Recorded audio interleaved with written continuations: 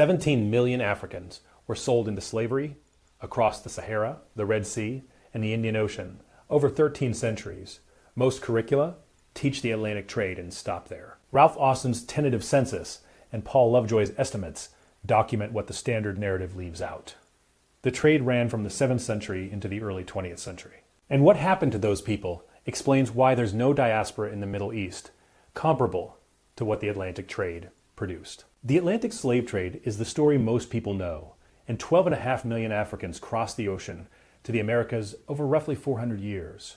Those numbers are documented in ship manifests, port records, and insurance ledgers. The evidence is exhaustive, and the story is real, but it's not the only story, and it's not even the longest one. The trade across the Sahara, the Red Sea, and the Indian Ocean ran for more than 1,300 years, starting in the 7th century and continuing into the early 20th century. That's over 3 times the duration of the Atlantic system, and the total number of people moved is comparable in scale. Most scholars put the figure between 10 and 17 million. So the question isn't whether the Atlantic trade happened.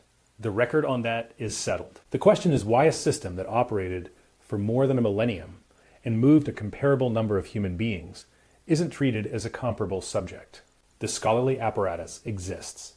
The primary sources exist, and the estimates are published and peer-reviewed. Yet you won't find Ralph Austin's tentative census or Paul Lovejoy's Central Sudan figures in a standard high school curriculum. The omission isn't an accident of the archive, but a choice about what the archive is allowed to say. That choice has consequences. When one trade is taught in detail and the other is mentioned in passing, the student is left with a distorted map of the past. The Atlantic trade was a catastrophe, and so was the trade across the Sahara. Treating one as history and the other as a footnote doesn't serve the truth. It serves a narrative. And that narrative becomes dangerous when it prevents people from understanding the full weight of what shaped the Maghreb, the Levant, and the Indian Ocean world. You can't understand the demographic and cultural map of North Africa or the Arabian Peninsula without accounting for what moved across the desert and the sea for 13 centuries. To see how that movement worked, you have to follow the 3 routes themselves. The Sahara acted as the largest artery. Caravans moved out of the Sahel and the Sudanic belt, drawing captives from the empires of Ghana, Mali, Songhai, Kanem, Bornu, and later the Sokoto Caliphate. These weren't marginal kingdoms, but major powers that controlled the flow of gold, salt, and human beings northward. The markets they fed were in Morocco, Algeria, Tunisia, Libya, and Egypt. From there, slaves moved onward into the broader Mediterranean and the Middle East. The numbers stagger the imagination. The historian Paul Lovejoy estimates that around 6 million enslaved Africans were transported across the Sahara between the years 600 and 1500 AD. That's 6 million people in 8.5 centuries, and it doesn't include the traffic that continued after 1500. When you add the later centuries, the total climbs toward the higher end of the scholarly range. The mechanics of the crossing were brutal. Caravans traveled for weeks across terrain that offers no water, no shade, and no margin for error. The mortality rate on the desert crossing was severe, and the survivors arrived in a condition that determined their price. Heat exhaustion, dehydration, and violence claimed lives before the markets were even reached. Traders factored these losses into their calculations, the same way any merchant factors in spoilage. The trade wasn't a side activity, but was integrated into the economic logic of the Sahelian empires. Tribute, taxation, and state power all intersected with the movement of captives. The chronicles from that period describe markets, tariffs, and caravan organization with the same specificity they apply to gold and salt. Rulers profited from the trade directly.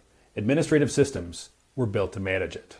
This wasn't the hidden trade operating in the shadows, but a central feature of the regional economy for more than 1,000 years. To put it plainly, the movement of enslaved Africans across the desert outlasted multiple empires, several caliphates, and the entire European medieval period.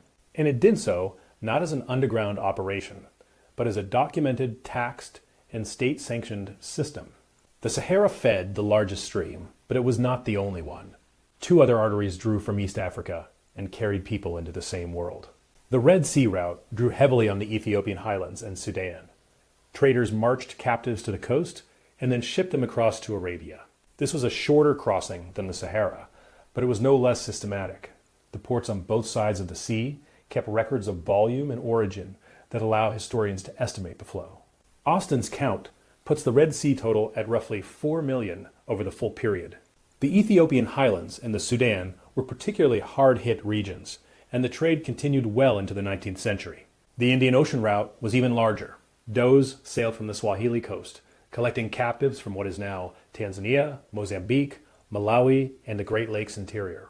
The primary hub was Zanzibar, where captives were held, sorted, and then shipped onward to Oman, Arabia, Persia, and India.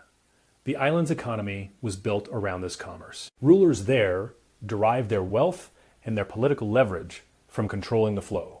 Captives from the interior were marched to the coast and held in Zanzibar's slave market before onward shipment. The French historian Olivier Pétré-Grenouillot estimates that 8 million people were transported from East Africa via this route from the 7th century onward. Austen's figure for the Indian Ocean is also in the range of 4 million. The variance reflects the difficulty of counting a trade that left no shipped manifests and no colonial customs houses. Both historians agree that the Indian Ocean traffic was extensive, continuous, and deeply woven into the commercial fabric of the region. When you combine the three routes, the arithmetic is sobering, with the Sahara contributing perhaps 9 million and the Red Sea adding roughly 4 million. The Indian Ocean added another 4 to 8 million, depending on which scholarly estimate you accept. The total range is 10 to 17 million Africans moved into the Muslim world over 13 centuries. That's a scale comparable to the Atlantic trade, spread over more than triple the time. The numbers aren't speculation. They're the best estimates produced by the historians who've spent their careers studying the evidence. And the primary sources are clear. But knowing the scale means nothing if you don't understand how the counting was done, or why the count is treated as invisible. These numbers aren't the product of guesswork. They come from historians who've spent decades reconstructing a record that was never designed to be complete. Ralph Austen's tentative census remains the standard reference for the Trans-Saharan trade. He compiled caravan counts, tax records, chronicle references, and demographic inference to produce a range rather than a fixed total. The method is painstaking. The sources are fragmentary, but the convergence is real. Paul Lovejoy approached the question from the African side, using Central Sudan records and population modeling to estimate the flow between 650 and 1500 AD. His figure of 6 million for the Sahara in that period is widely cited because it's grounded in local documentation rather than external projection. When Lovejoy and Austen are read together, their ranges overlap, and that overlap is what gives the 10 to 17 million figure its scholarly weight. The contrast with the Atlantic trade is instructive. The transatlantic database is built on ship manifests, port logs, and insurance papers. Those records are precise because the trade was regulated by European states that kept ledgers.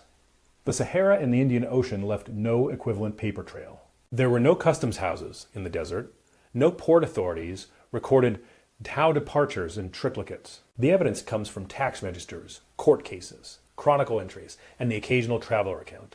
That's a different kind of archive. Reading it demands a different set of tools. That difference in documentation doesn't mean the trade was smaller. It means the counting is harder. And the historians who've done the counting are explicit about the uncertainty.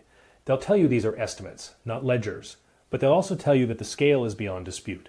The trade moved millions of people over more than 1,000 years. To pretend otherwise, because the paperwork is incomplete, isn't intellectual caution, but intellectual cowardice. This matters because the standard objection to including this material in curricula is that the numbers are uncertain, and that objection has merit. But so were the numbers for the Atlantic trade, until scholars built the database we now treat as definitive.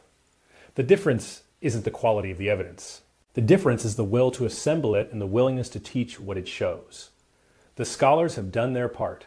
The question is whether the rest of us are ready to read them. But the numbers and the routes still leave one hard fact unresolved.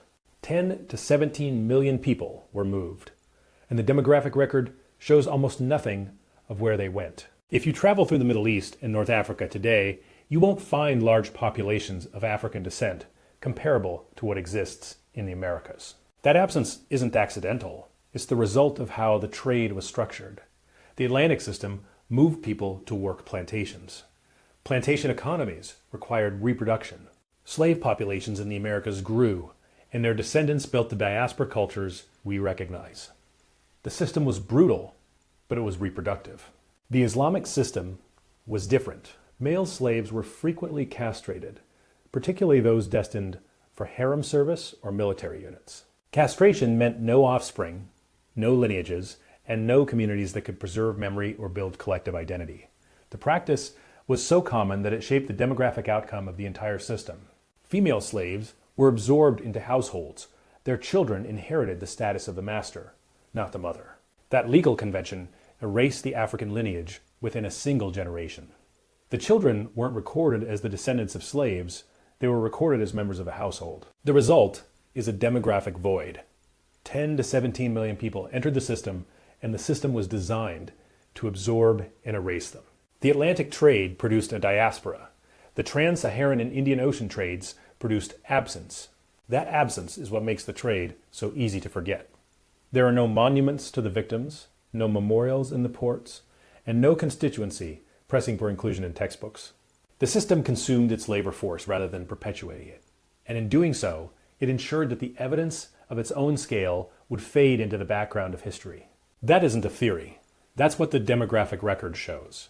The standard narrative isn't wrong about the Atlantic trade. It's incomplete. What ran across the Sahara, the Red Sea, and the Indian Ocean for 13 centuries wasn't a footnote. It was a parallel catastrophe, documented by scholars who've done the counting, and omitted by curricula that have chosen not to teach it. Subscribe if you want the record, not the revision.